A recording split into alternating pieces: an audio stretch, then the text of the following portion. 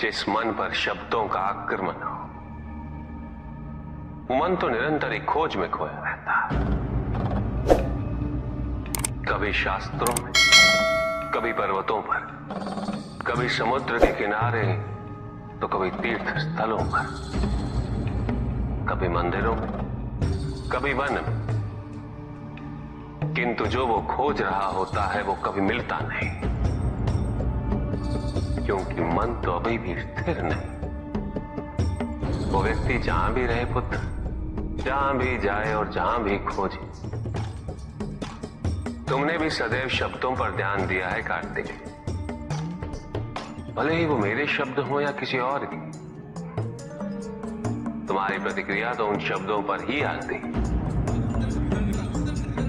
और जो मन केवल शब्दों को सुनता है, वो उसके निहित अर्थ से स्वयं वंचित रह जाता। शब्दों की सत्यता को समझने के लिए, उनकी अनुभूति के लिए, मन में शांति के साथ साथ रिक्तता भी अनिवार्य है, शून्यता भी अनिवार्य है। मन में इतना स्थान होना चाहिए पुत्र कि वो शब्दों के परे पहुंचने की यात्रा कर सके। किंतु मन कभी शून्य नहीं रहता, रिक्त नहीं रहता। वो सोचता है कि शब्दों का आधिक्य ही ज्ञान अर्जन है, शब्दों से ही ज्ञान है, इसलिए शब्दों का संचय करता रहता है। मन ये नहीं जानता कि परम ज्ञान तो शब्द अतीत है, एक अनुभूति जिसे शब्दों से बांधना असंभव है। शब्दों का अपना मूल्य क्या है कार्तिक? कुछ भी नहीं। जब भी कोई ईश्वर का नाम लेता है तो क्या ईश्वर मात्र एक शब्द में ही सीमित हो जाते? नहीं, यहां शब्द सत्य नहीं, सत्य है वो अनुभूति जो इन शब्दों में विद्यमान है। यदि शब्द ही सत्य होते तो मात्र भोजन कह देने से व्यक्ति की क्षुधा शांत हो जाती।